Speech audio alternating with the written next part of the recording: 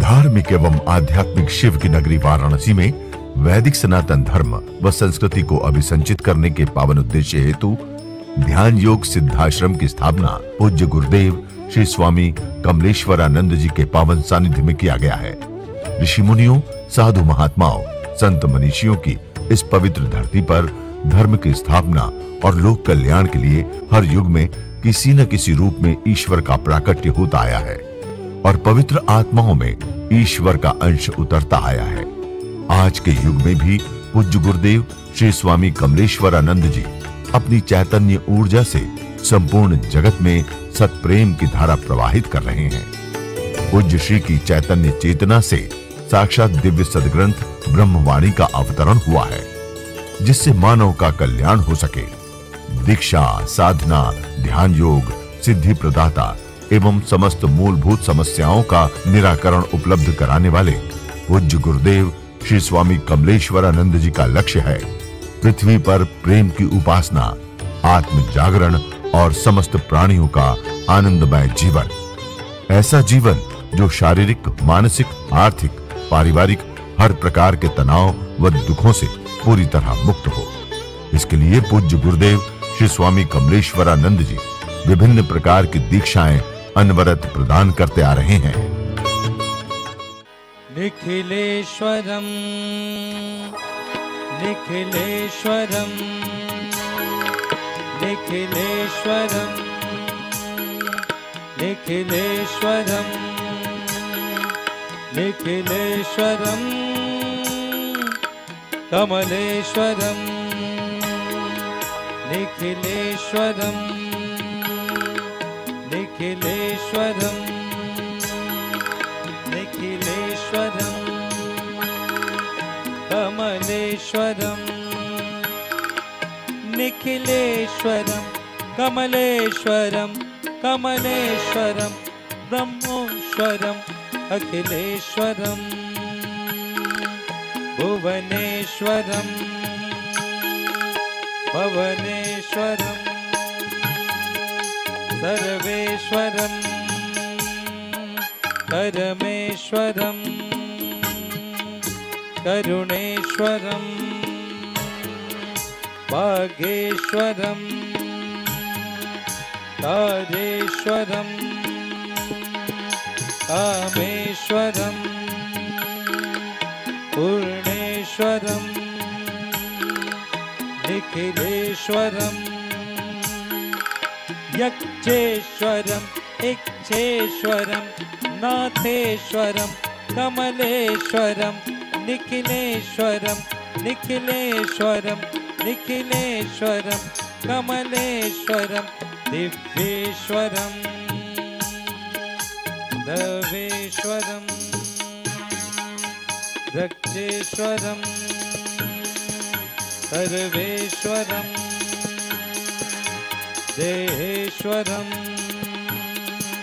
देवेश्वरम लक्षेश्वरम करुणेश्वरम मंत्रेश्वरम तंत्रेश्वरम यंत्रेश्वरम निखिलेश्वरम शिंशेश्वरम लिंशेश्वरम लिंशेश्वरम कमलेश्वरम निखिलेश्वरम कमलेश्वरम निखिलेश्वरम कमलेश्वरम निखिलेश्वरम कमलेश्वरम निखिलेश्वरम सोमेश्वरम मल्लिकेश्वरम कालेश्वरम ओंकारेश्वरम केदारेश्वरम भीमेश्वरम विश्वेश्वरम त्र्यंबकेश्वरम वैदेश्वरम नागेश्वरम रामेश्वरम निखिलेश्वरम निर्णेश्वरम पद्मेश्वरम ज्ञानेश्वरम कमलेश्वरम निखिलेश्वरम निखिलेश्वरं निखिलेश्वरं कमलेश्वरं दीक्षेश्वरं सिद्धेश्वरं ध्यानेश्वरं योगेश्वरं देहेश्वरं प्राणेश्वरं आत्मेश्वरं प्रियेश्वरं अखिलेश्वरं जगदीश्वरं दूरेश्वरं निखिलेश्वरं निखिलेश्वरं भक्तेश्वरं शक्तेश्वरं शांतेश्वरं कमलेश्वरं निखिलेश्वरं निखिलेश्वरं निखिलेश्वरं कमलेश्वरं कमलेश्वरं निखिलेश्वरं निखिलेश्वरं कमलेश्वरं कमलेश्वरं निखिलेश्वरं दीक्षेश्वरं सिद्धेश्वरं ध्यानेश्वरं योगेश्वरं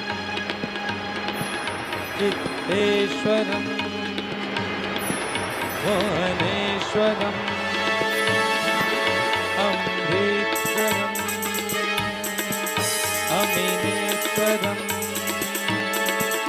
विश्वेश्वरं संतेश्वरं नभेश्वरं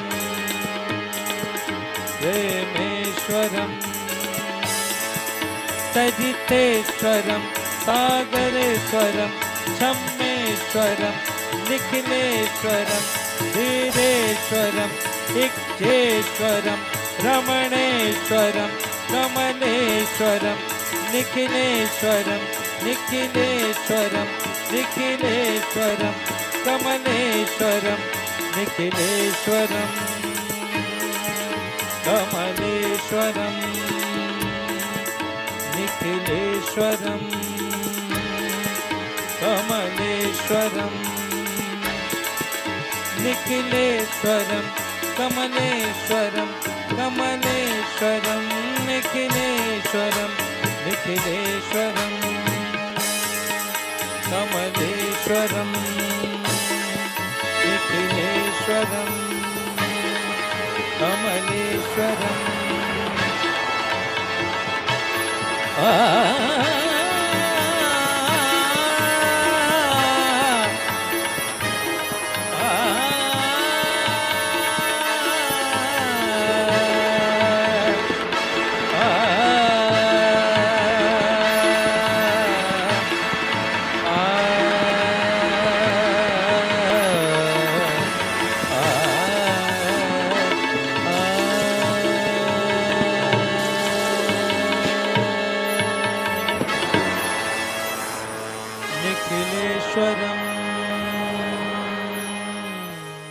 कभी कभी आपने देखा है वृद्ध व्यक्ति भी शरीर जर्जरता की स्थिति में फिर भी वो सुंदर लगता है। अगर आपका व्यक्तित्व सुंदर हो तो आप कितने भी बूढ़े हो जाए आप सुंदर लगेंगे। अब अपने निखिल गुरुजी की फोटो देख लीजिए, बड़े उम्र की ही तो फोटो है, पर ऐसा क्या है कि वो सुंदर लगते हैं। उनमें ऐसा कुछ अलग जगह कि हम उन्हें प्रेम करते हैं और उस प्रेम के बदले क्या मिला। किसी शिष्य ने प्रेम किया गुरु को, जिसे आप अपना गुरु कहते हो। कमल स्वरूप में मैं आया हूं तेरे जीवन में। जब ब्रह्मवाणी की रचना मैं कर रही थी तो मेरे पास आते थे नारायण दत्त श्रीमाली जी, मैं उनकी बात कर रही हूं। आते थे और मेरे बगल कुर्सी में बैठते थे और मैं ब्रह्मवाणी लिखती रहती थी। मैं चरण छूने जाती हूं और देखती हूं कि मेरी माँ आ रही है तो मैं हाथ पीछे खींच लेती हूं, क्योंकि वो दिख सिर्फ मुझे रहे थे। तो मुझे ऐसा लगता है कि मैं पैर छूऊंगी तो कुर्सी पे इनको तो कोई नहीं दिख रहा है, तो ये तो सोचेंगी कि मैं पागल हो गई हूँ। तो मैं हाथ पीछे खींचती हूँ। फिर वो क्या कहते हैं, मेरा छोड़, कमल का पकड़ ले, तेरा कल्याण हो जाएगा। मेरे जीवन का कल्याण हुआ तेरा सार भी मैं, तेरा संसार भी मैं अपना कल्याण इसी हेतु में मानती हूं कि मुझे उस प्रभु का आनंद मिला। और संसार भी सजा जो आप सजाना चाहते हैं, आप अकेले संघर्ष करते रहते हैं। मैंने संसार के बारे में सोचा ही नहीं, मैंने सिर्फ प्रेम जब से मिली तो बस प्रेम हो गया, किया भी नहीं, कह नहीं सकते कि हमने किया, बस उसकी कृपा मात्र कहो कि प्रेम हो। यही प्रेम हनुमान जी को भगवान राम से हुआ। अब प्रेम जब अपनी अंतिम पराकाष्ठा पे पहुंचता है ना, तो भक्ति का रूप ले लेता है। और जब भक्ति अपने रूप पे आती है तो शक्ति का रूप ले लेती है। इसलिए हनुमान हनुमान हो गए और आज पूरा जगत उनकी आराधना कर रहा है। सच्चे साधक का अर्थ यही होना चाहिए। हनुमान जी के गुण क्या क्या हैं, क्या सद्गुण है हनुमान जी में, क्या सीखना चाहिए हनुमान जी से हम लोगों को? तो वीरता, उनके अंदर बड़ी वीरता है। उन प्रभु का कोई भी कार्य करना रहता है तो क्या कह के, आपने देखा होगा बहुत सारे सीरियल जब बनते हैं तो हनुमान जी कैसे उठते हैं उसमें, बस एक बात कहते हैं, जय श्री राम, बस निकल गए कार्य करने के लिए। क्या शक्ति है हनुमान जी की, जो वीरता की उनके बखान किया जाता है। तो उनकी शक्ति क्या है? सिर्फ राम।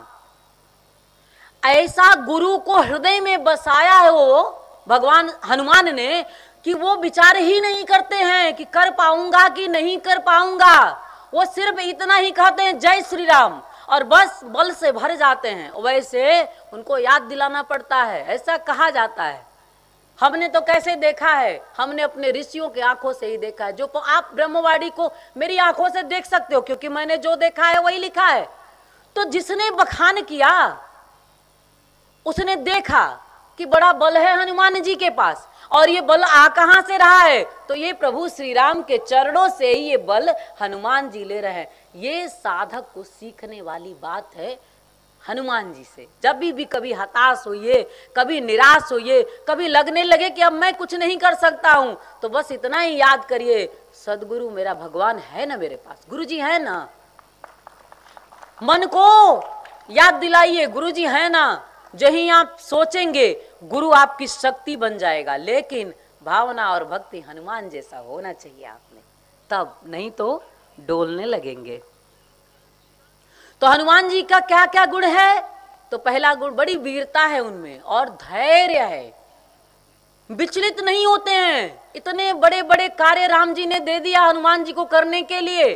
आप लोगों को छोटा सा कार्य करना जब रहता है तो मन की दशा जरा देखिए। साधक शिष्य तो हैं, समझने की कोशिश करिएगा और मन में बिठाइएगा। यहां से उठने के बाद भूल जाते हैं, सब विस्मृति में चला जाता है। और विस्मृति में जब डाल देंगे ठंडे बस्ते में, मतलब खत्म हो गया, वो चीज खत्म हो गई। तो खत्म हो गई तो निर्माण कहां से होगा? स्मृति में रखेंगे तब ना आपके जीवन का निर्माण होगा। तो हनुमान जी के पास धैर्य, कितनी भी विपरीत परिस्थितियां हो लेकिन वो अपना धैर्य नहीं खोते हैं। बड़े बड़े हॉस्पिटल के डॉक्टर भी नाम नहीं बोल सकता, मुझसे कहते हैं गुरुदेव हम पेशेंट को, रोगी को बताते हैं कि ऐसा खाओ, ऐसा पियो, ऐसा चलो, ऐसा उठो, ऐसा बैठो, मैं खुद नहीं कर पाता। उनकी लाइफ स्टाइल डॉक्टरों की आप देखोगे तो आप सोचोगे कि आप भले हो। और वो डॉक्टर जब बैठता है सीट पे तो प्रिस्क्रिप्शन लिखता है, अच्छा सोचते बहुत, और दवा लिख देगा। अभी भी सोचता कौन नहीं संसार में। टेंशन हो गया है, बहुत तनाव है। कहाँ है दिमाग में? किसने भर दिया? पड़ोसी ने, आपने। इस दुनिया का सारा तनाव किसी अन्य ने नहीं, खुद भरा है। विचार से भरता है। विचार से दर्शन नहीं होगा। आप दर्शन शास्त्री हो सकते हो, पर उस सदगुरु का दर्शन, उस शिवा का दर्शन, उस आनंद का दर्शन, उस परमानंद का दर्शन आप नहीं कर पाओगे। यही संसार की गति है। फिर आपके विपरीत क्षण आया दुख, फिर वही शोर शराबा, जीवन का वो सुख और जीवन का ये दुख आपके चाहने नहीं चाहने पे निर्भर नहीं,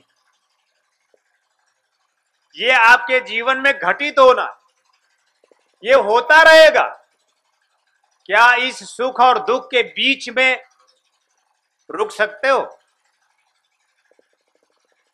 क्या इस सुख और दुख के बीच में तुम रह सकते हो? अगर हां तो तुम धर्म में हो सकते हो, अगर हां तो तुम सदगुरु में हो सकते हो, अगर हां तो तुम शिष्य हो सकते हो। और इस शिष्य की परिभाषा ओम नमः शंभवाय, हे सदगुरुदेव मैं आपके द्वार पर आया हूं, मुझे सम करो। सम शिष्य की भावना आई है। जब मैं हाथ उठा के कहता हूं ना तो सिर्फ आपके लिए नहीं कहता, मैं मेरे लिए भी कहता। वो शिष्य ही क्या जो स्वयं के लिए ना जी। मैं मेरे गुरुदेव को अभी आज कह रहा था, गुरुदेव मुझी होकर इस संसार सागर में मुझे मत रखो, मुझी होकर ही मत रहो, तुम ही होकर भी कभी आओ। मैं तुम्हें चाहता हूं, तुम मुझी बन मेरे साथ होते हो, कभी मेरे सामने भी तो आओ। इस संसार सागर में उनके लिए मुझी होने देना, लेकिन मेरे लिए तो तुम ही होना। जीवन का परम सौभाग्य का क्षण है सदगुरुदेव कि आप हो और मैं आपके श्री चरणों में बैठा रहूं। इन सारी परिस्थितियों से तुम निकलो, इन सारी परिस्थितियों से निकलने की कोशिश तुम्हारा धर्म है। तुम सोचते हो कि एक अगरबत्ती और दिया किसी तरह जलाकर तुम अपने धर्म का पालन कर रहे हो, तुम मृत्यु की ओर बढ़ रहे हो। अगरबत्ती, धूप, दीप, नैवेद्य प्रेम के अधीन है। प्रेम है तो सब सुंदर है, और प्रेम नहीं तो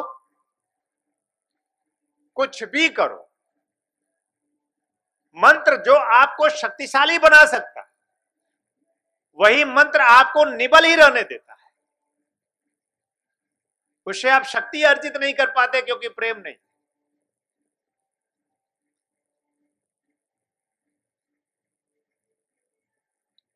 तो दर्शन शास्त्री का अर्थ होता है कि जो अपने विचार में ही सिर्फ रहता है, जो तनाव में रहता है, जिसके मन में प्रश्न ही प्रश्न होते हैं, जिसके मन में प्रश्न ही प्रश्न हो और उत्तर चाहे जितना मिल जाए, प्रश्न बने रहते हैं, वो शिष्य नहीं, वो धर्म में भी नहीं, वो दर्शन में कभी नहीं आ सकता। शांत सुखाय तुलसी रघुनाथ गाथा, वो जो रघु है, जो सदा से सरोकालों में विराजमान है, वो जो गुरुत्व है, उसका आत्म साक्षात्कार, उसके साक्षी हम बन ही नहीं सकते। शांत सुख है जो हमारे शांत सुख का कारण है। स्व अंतःकरण में उतर जाने में ही सुख है, परम सुख है। हम स्वयं के अंतःकरण में उतरे, भरे रहेंगे तो कैसे उतरेंगे? आप प्रश्नों से भरे रहेंगे तो प्रेम कहां होगा, समय कहां मिलेगा? आप स्ट्रेस में होंगे। प्रश्न आपको प्रपंच में गतिशील करता है। क्यों है, कैसे है, क्यों हुआ, कैसे हुआ, नहीं होना चाहिए, ऐसा होना चाहिए, वैसा होना चाहिए। ये प्रपंच है, माइक प्रपंच। ये पूरा जगत, सृष्टि, संसार माइक प्रपंचों से युक्त है। और ये किसके बीच चल रहा है पता है? माया और ब्रह्म के बीच खेल जीव जगत का है। ये सोचना भी ब्रह्म से है, लेकिन चित्त की वृत्तियों में सच्चित आनंद नहीं है, चित्त की वृत्तियों में सच्चित आनंद नहीं है तो स्ट्रेस, तनाव है, डिप्रेशन है। आनंदित व्यक्ति दुखी हो सकता है क्या? रोएगा, नाचेगा भी, आंसू भी बहेगा, लेकिन प्रेम के होंगे, प्रपंच के नहीं।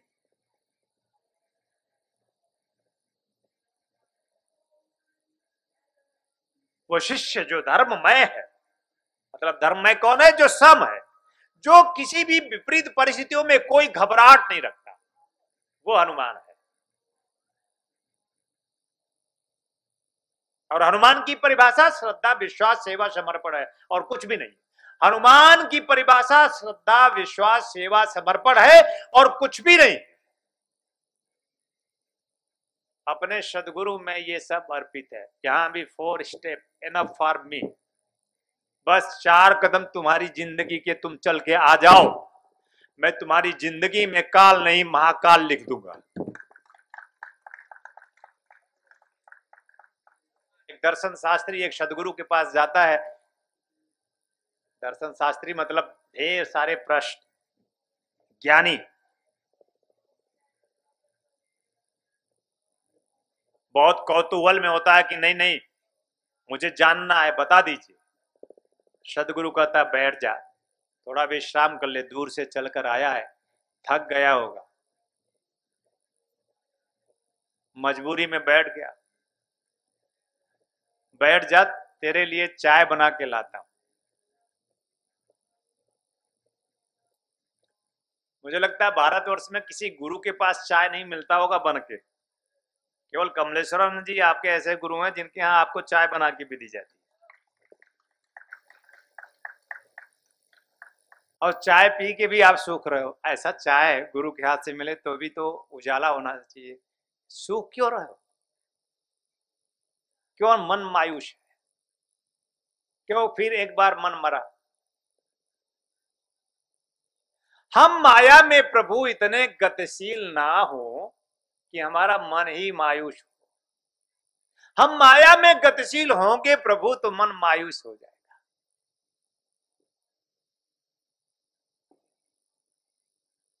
अगर वो स्व में, श्वास में, प्राण में, आत्मा में, परमात्मा में, जीवन के सच्चित आनंद में हमारे चित्त की चेतना हो तो माया में रहते हुए भी ब्रह्म हो गए, आनंद में हो गए। ठोक बजा के ठीक करना जरूरी है कि नहीं?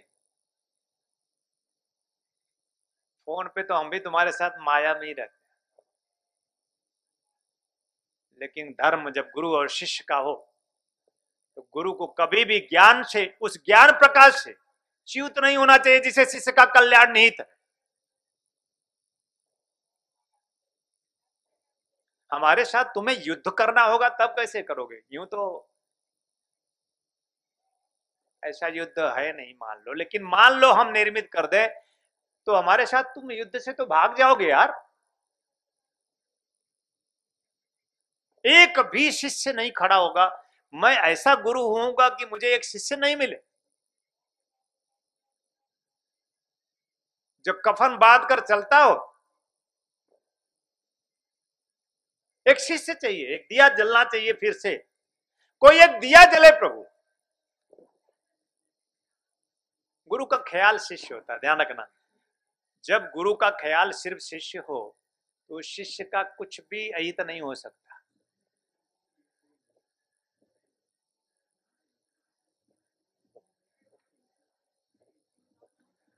आज बार बार मुझे सविता का ख्याल आ रहा था।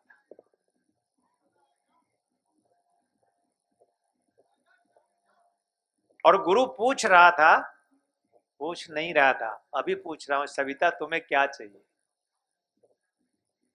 लेकिन उस समय गुरु दे रहा था बिना पूछे। बरस बरस बीत गए। तुम सविता हो, तुम सूर्य हो, तुम अपनी गुरु की दृष्टि हो, तुम अपने गुरु की प्रेम हो, तुम एक थीर हो। तुम्हें अंतस की यात्रा पर निकल जानी। हे सदगुरुदेव भगवान सदाशिव, किसी भी जन्म के, हर जन्मों के, मैंने ये कहा ही नहीं कि किसी जन्म के बाद, हर जन्मों के पूर्ण इकट्ठा हो और सविता पूर्ण हो जाए एक क्षण में। ये कैसे हुआ? ये ख्याल कैसे आया? क्योंकि वो आती रही, आती रही, आती रही, आती रही। परिस्थितियां कितनी विपरीत हुई, पर गुरु का दर सविता ने ना छोड़ा।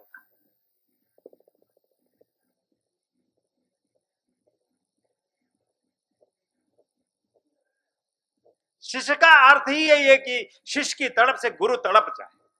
वो तड़प बाहर का नहीं है, ध्यान रखना। तुम्हारे बाहर की परिस्थितियों से मेरे ऊपर कोई असर नहीं पड़ता, वो तो गुरु ने ही निर्मित किया है। तुम्हारे प्रेम की परीक्षा है, लेकिन तुम अंदर से अगर मेरे पास तनिक सा भी तड़पते हो ना, तो तुम्हारा गुरु यहां बैठा तुम्हारे प्राणों का एहसास करता है। दिमाग में जीवन नहीं प्रिय, दिल में जीवन है। सदगुरु के द्वार पे दिमाग नहीं, दिल लेके आया, और दिल ही लेकर निर्मित रहा करो, दिल ही लेकर अपने क्रियाकर्म में लगा कर। अच्छा तुम ही बताओ, तुम कितने दिन रहोगे? कितनी बार तुमने मृत्यु को आज भी तुम कांप जाते हो? हाथ जोड़कर अपने गुरु के समक्ष खड़े होते हो, और गुरु तुम्हें ताकता रहता है। अब यमराज भी खिसक रहा है, धीरे धीरे रास्ता ले रहा है, क्योंकि गुरु की नजर तुम पे है। लेकिन तुम्हें तो नहीं पता ना कि तुम कब तक रहोगे।